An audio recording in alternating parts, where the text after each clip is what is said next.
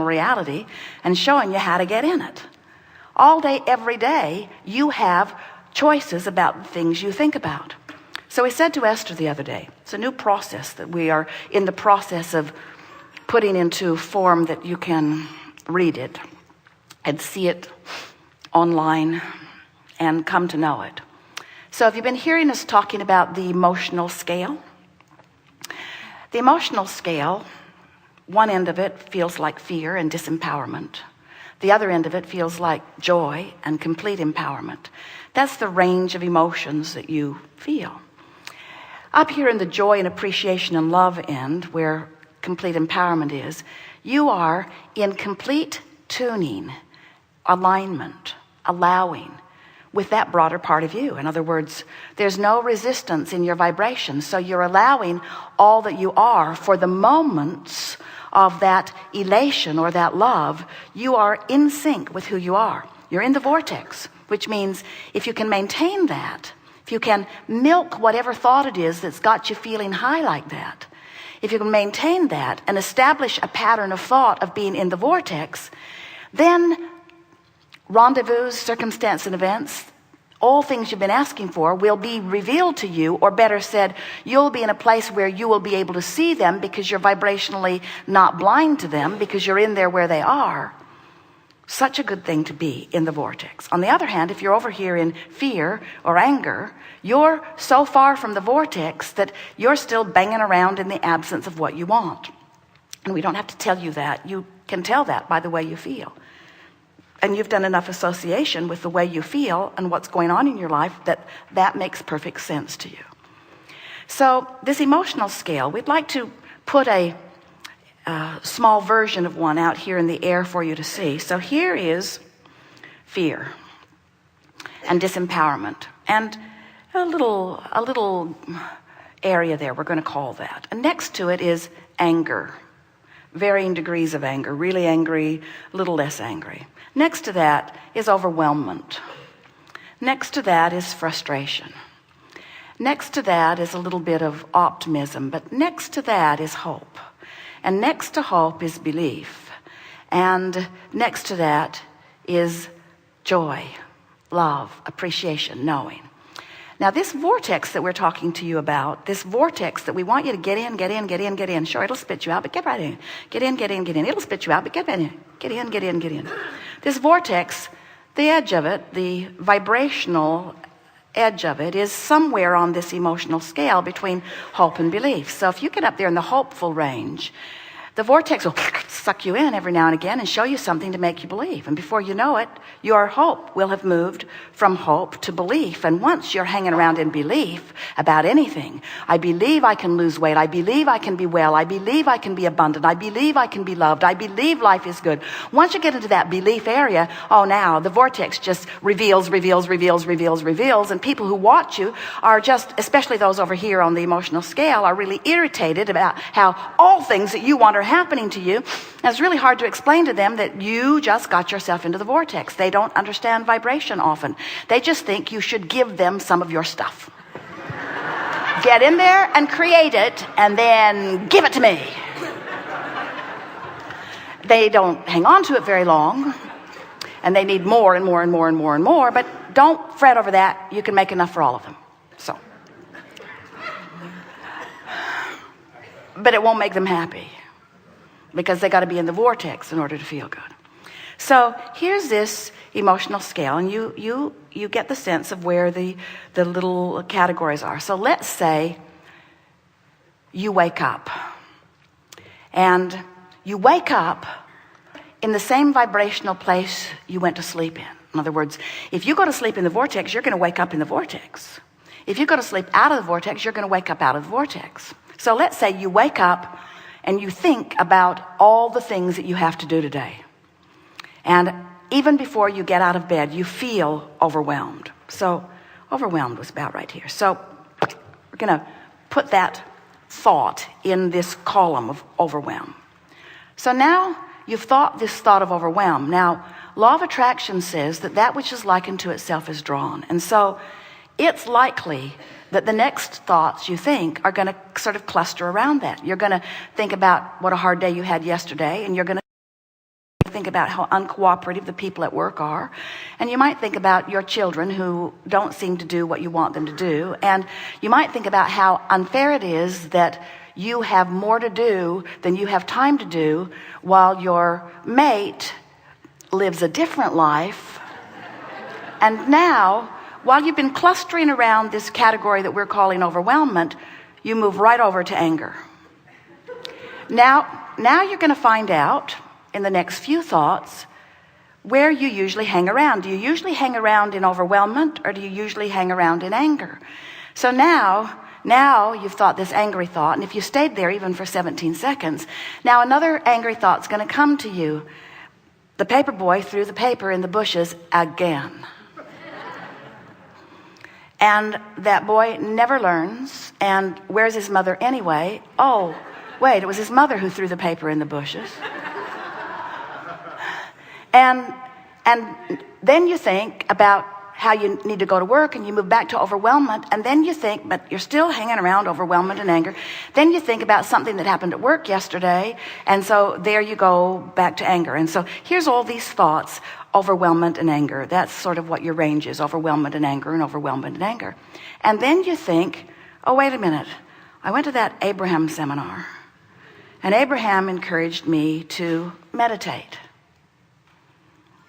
That's just stupid. That's just stupid. I don't have time to meditate.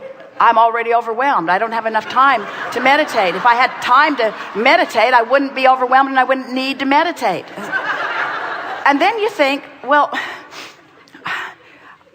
all right, I'm gonna try and meditate. So you move briefly over to hope. Nope, didn't hold. Because this is where your vibration is. So then off to work you go. Now you've got a sort of head of steam going. Overwhelmment, anger, overwhelmment, anger, overwhelmment, anger, overwhelmment, anger. Guess who the first person you meet is? Person who makes you the maddest. And guess what? They do it again. And then you turn around and you notice that your employer has just witnessed your altercation. Fear. In other words, you're hanging around and your thought, it feels like your thoughts are thinking you. Is any of this sounding a little familiar? In other words, wherever you begin your day. So now you go to bed that night. And as you go to bed that night, you think about the day you've had. And you wish for a better feeling day. And as you go to sleep, you're still in the overwhelmed place. And when you wake up, you're still in the overwhelmed place. And the next morning, you wake up and your thoughts go right to thoughts of overwhelmment. But then, before you get out of bed this day, maybe you think, maybe I should try that meditation stuff. So you brush your teeth, you don't wake anybody else up, you get a little bit to eat, and you go to a quiet place where you attempt to quiet your mind. And you manage, even though you sat there for 15 or 20 minutes, you manage for about a minute and a half to find a sort of place of calm that you don't usually find. You were listening to the fan in the air conditioner, or you were listening to a dripping faucet, or you were counting your own breaths, whatever. You quieted your mind enough that you deactivated the vibration that was hovering around overwhelmment, and you went right into hope. In fact, you went right into belief just for a moment. You went right into belief just for a moment. Now, you don't really know it yet because you weren't there long enough to really feel the effect of it, but vibrationally speaking, you moved on this emotional scale. And now, law of attraction, for a minute, for a little while, is going to feed you thoughts. You're going to have access to thoughts that hover around that more hopeful, believing place. You following? And so you come out of meditation and you feel a little better for a minute, and then you think, oh man, I'm late, I've got so much to do. And you move back to overwhelmment. Now as you move through your day, you've moved your range from belief or hope to overwhelmment. And this day, just because of that one meditation, you are less likely to move into anger than you were the day before. In other words, now you've established a high point on your vibrational scale. The low point's still where it was, but you may hover around here a little more in a little more hope. And that person who makes you mad is zigging while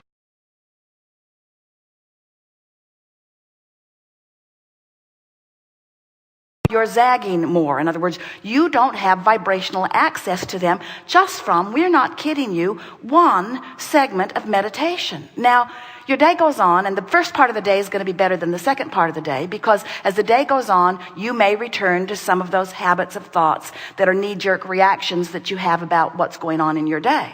So your vibrational patterns may shift a little bit, and you may find yourself at the end of the day not feeling that much better than you felt at the end of the day before. But now you've got another piece of information in your arsenal of personal creation. You remember you had a slightly better feeling morning, and so you close your eyes that night and you feel hopeful about turning the tides of your experience. You lie there in the bed, and from your own personal experience that you showed yourself, this day was slightly better than the day before it, and I believe it had something to do with what I did. Maybe, just maybe, I have some control of my own experience.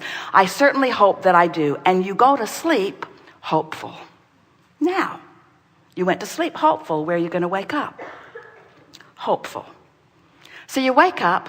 Now, whether you're following this emotional trail that we are giving to you or not, there is a vibrational root to it that is absolutely accurate.